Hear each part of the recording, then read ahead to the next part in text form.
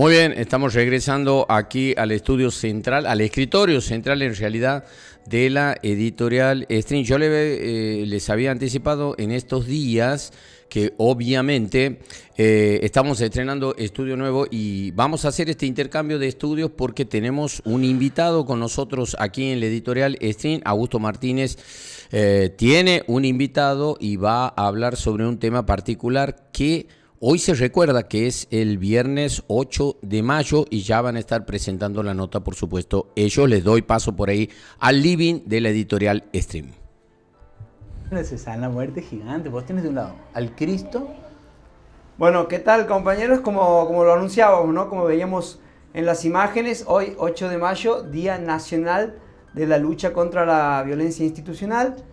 Un pequeño homenaje a la masacre de Budge, ¿no? Esta masacre que ocurrió en 1987 y que fue uno quizás de los primeros casos de gatillo fácil para hablar de este tema y de todo lo que tiene que ver con la violencia institucional. Estamos con el doctor Mariano Gil, a quien le agradecemos su presencia. ¿Qué tal, doctor? ¿Cómo le va? ¿Cómo estás, Augusto? Qué placer encontrarte aquí, che. Sí, la verdad que un enorme placer y sobre todo en un tema tan importante, ¿no? Que a veces uno no lo tiene en cuenta, pero que habla de la violencia institucional. Bueno, esta es una de esas cuestiones que hasta que uno no le toca, capaz que no dimensiona en su totalidad.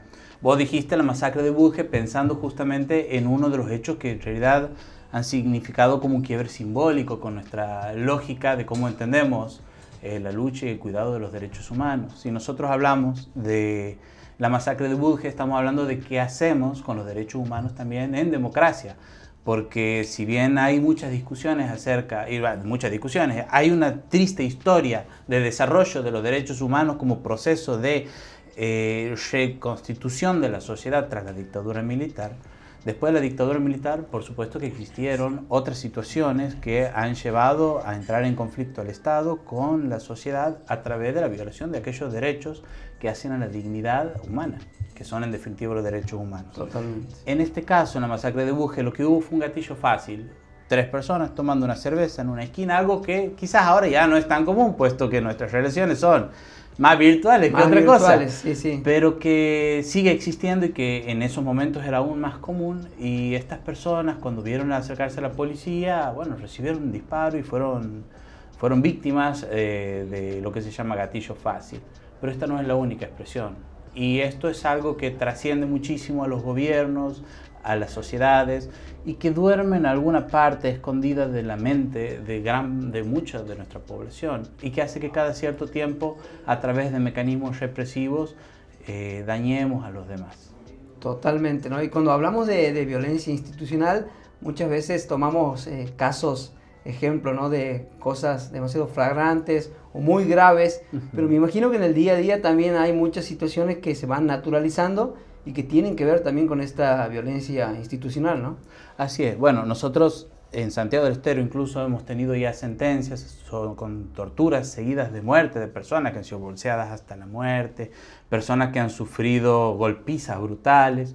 Yo en este caso, en este momento, estoy llevando, por ejemplo, una causa de una persona que fue golpeada hasta quedar agonizante y luego fue esposada a un banco donde se la dejó morir.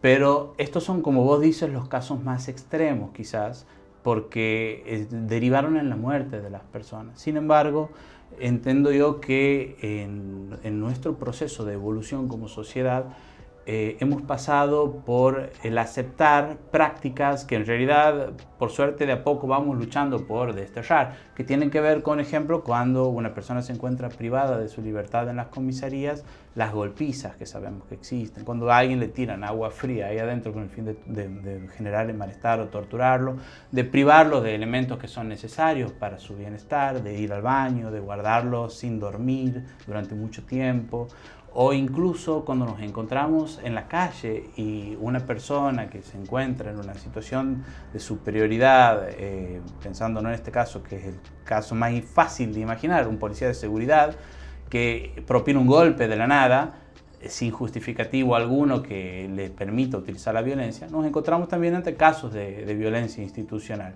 Obviamente que no, en estos casos no derivan en la muerte, pero son tan graves, porque son las primeras aberturas que se dan para poder alcanzar este tipo de consecuencias terribles. Exacto, exacto. ¿Y cómo es para vos? Contanos un poco cómo es llevar adelante estos casos, ¿no?, tan importantes, que muchas veces quizás producen algún tipo de miedo, de temor, de rechazo por parte de la sociedad, pero que también lo llevas adelante justamente buscando una justicia, ¿no?, para las víctimas. Bueno, es una cuestión tensa en algunos momentos, porque por un lado nosotros nos encontramos hoy ante una sociedad que cada día cree más que la solución está dada por la represión ante el delito o ante las manifestaciones sociales. Hay que preguntarse, un jubilado o muchos jubilados que salen a caminar los miércoles para reclamar que la jubilación por la cual han accedido no alcanza para cubrir ni siquiera un cuarto de sus medicamentos, ¿pueden ser objeto de la golpiza policial desmedida? Bueno, es un poco de lo que hablábamos, ¿no? De la naturalización de algunas situaciones de la vida cotidiana, y tal cual lo reflejas, ¿no? En algo que vemos todos los miércoles, ¿no? En este reclamo justo que tienen, ¿no?, los jubilados, y donde realmente reciben quizás un trato no el ideal. Claro, pero ciertamente no es la manera en la cual se puede resolver el conflicto social. Entonces, los procesos tienen que llevar por muchas partes. El Poder Judicial va a intervenir ya para generar una sensación de reparación a la víctima, porque nadie te devuelve la vida que te han quitado, nadie te devuelve la sensación de integridad que vos tenías antes de haber sido torturado. Pero la idea es que a través de, que también es puesto en duda, del efecto educador de la pena, sea más fácil disuadir a otra persona de que cometa las mismas situaciones, que incurra en las mismas actitudes.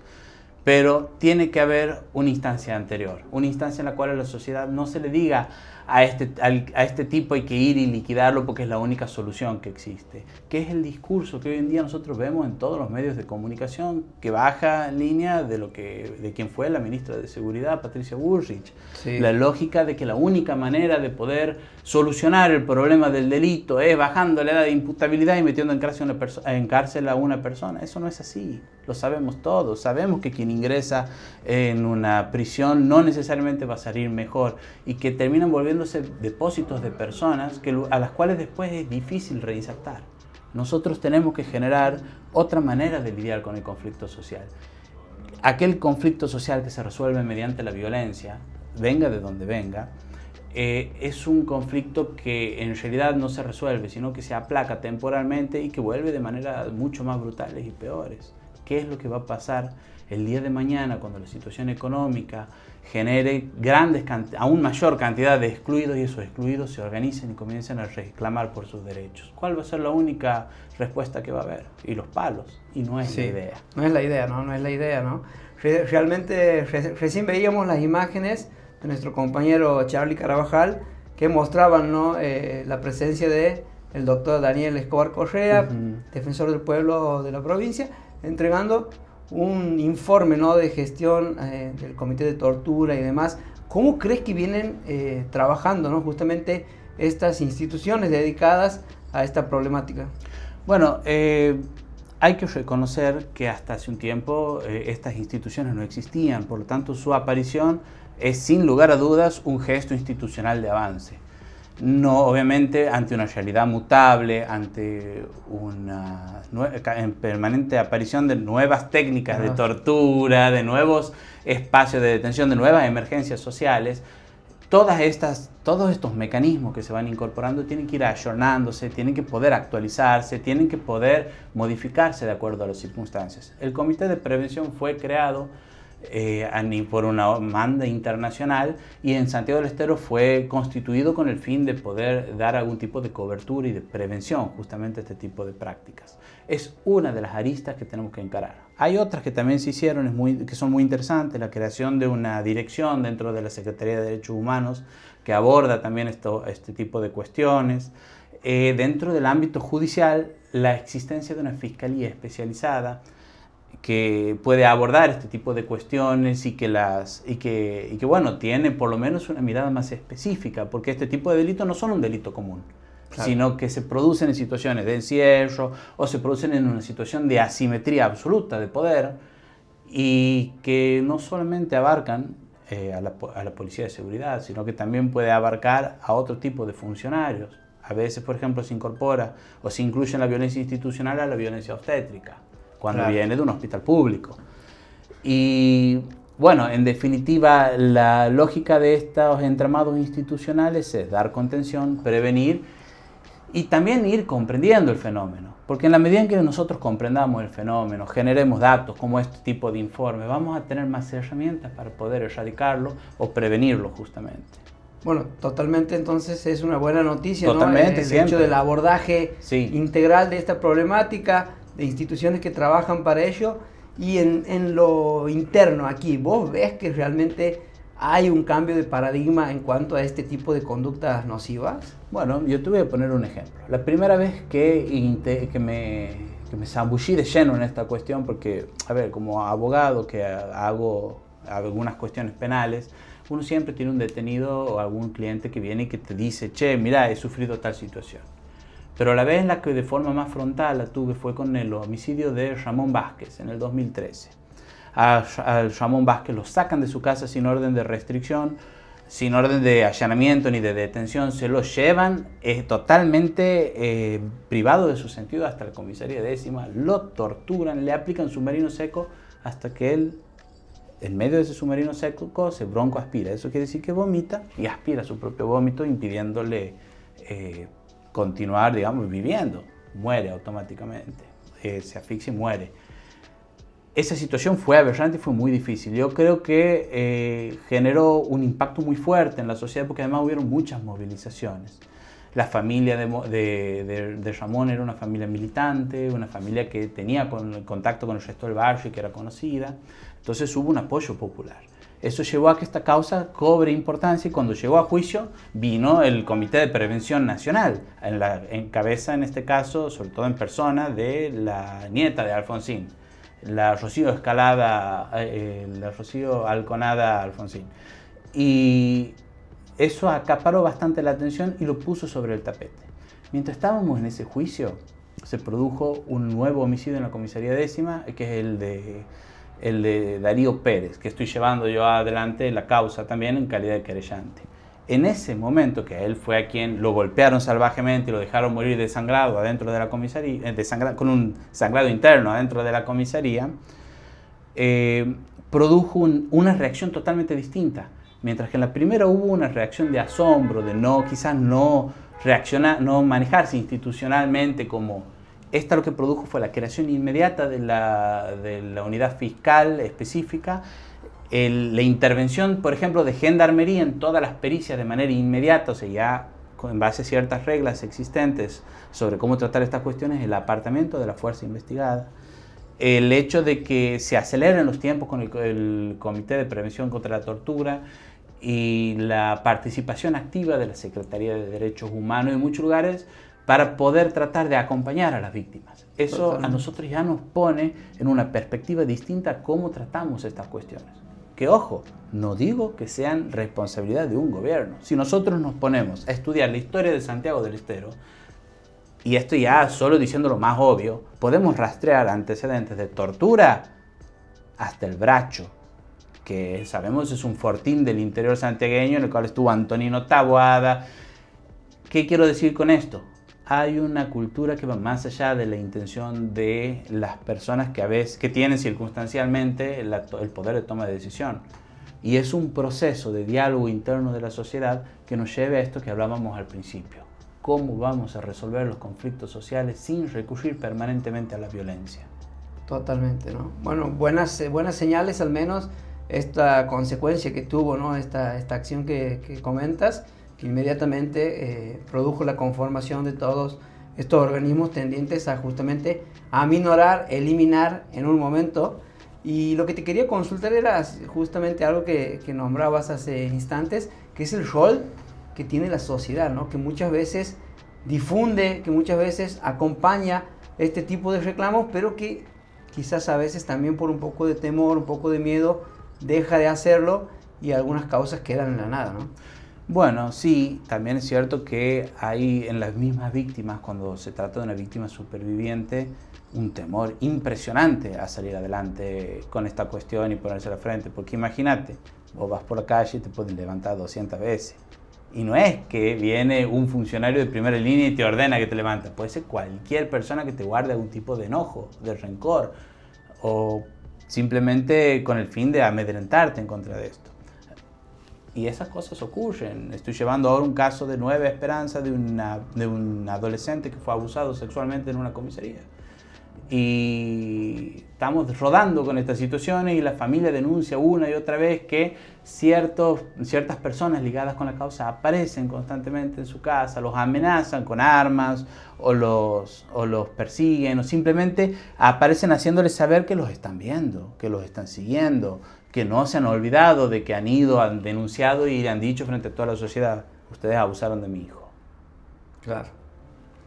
Bueno, entonces la vital importancia, ¿no?, de recordar este tipo de fechas justamente para concientizar, ¿no?, a la población, a la sociedad y dar visibilidad, ¿no?, a este tipo de casos. Contame, Mariano, hoy me comentaste acerca de algunas actividades que se van a producir en la Universidad Católica. Bueno, vos sabes que ha pasado tantas cosas, ¿no?, desde que este tema ha empezado a surgir con fuerza también aquí en Santiago del Estero. Hoy a la noche, hoy a las 19 horas, si no me equivoco, tenemos un encuentro con investigadores de la Universidad Nacional, familiares de víctimas y la directora del área específica de la Secretaría de Derechos Humanos en la Universidad Católica, donde vamos a abordar estas cuestiones de manera interdisciplinaria e interinstitucional también. A mí en mi caso, bueno, yo soy el más humilde de los servidores en ese sentido. Estas personas son personas que saben muchísimo y que además tienen una trayectoria desde otras áreas del pensamiento que pueden ilustrar sobre esta cuestión y también puede sensibilizar a quienes estén presentes. Escuchar a un familiar de alguien que ha sufrido una situación de este tipo, en el cual ha fallecido en este caso su hijo, que es la madre de Tino Farías, y que ha bregado por justicia en medio de una situación tan adversa y tan difícil, luchando también contra las propias demoras del Poder Judicial, que no son pocas. O sea, yo estoy esperando un juicio de un hecho que ocurrió en el 2018 y todavía no estoy en juicio, ¿entiendes? Pero bueno, estas cuestiones pueden llegar profundamente al corazón, te pueden conmover hasta la raíz. A mí me cambiaron la vida y me transformaron en mi forma de ver el vínculo con los otros, en mi posición frente a la sociedad y por supuesto en la manera de recibir el dolor ajeno. Bueno, entonces pedimos celeridad, reflexión, ¿no?, y compromiso a las autoridades también para poder llevar un poco de manera más ágil este tipo de cuestiones. Entonces queda la invitación hecha para hoy, 19 horas, en las instalaciones de la Universidad Católica. Un gran tema en el cual realmente están todos invitados. Te agradecemos, Mariano, la presencia, agradecemos del doctor Mariano Gil, quien nos parecía vital, ¿no?, de tener a alguien aquí en los estudios, estrenando también los estudios En el Living de la editorial Stream, y justamente para hablarnos alguien que esté bien empapado del tema. La verdad que te agradecemos mucho tu presencia. Bueno, muchas gracias. Para mí ha sido un gusto estar aquí. Bueno, gracias. Muy bien, compañeros. Pasaba ahí la palabra del doctor Mariano Gil hablando acerca de esta fecha tan importante, ¿no?, este Día Nacional de la Lucha contra la Violencia Institucional. Bueno, aquí estamos volviendo ya de En el Living. Buen estreno de Augusto Martínez con el doctor Gil, que ha sido generoso en sus palabras para hablar de una fecha tan importante. 11:26 de la mañana, estrenamos el estudio, ya hemos recibido en vivo buenas críticas, así que vamos a estar en un ratito volviendo aquí al estudio central.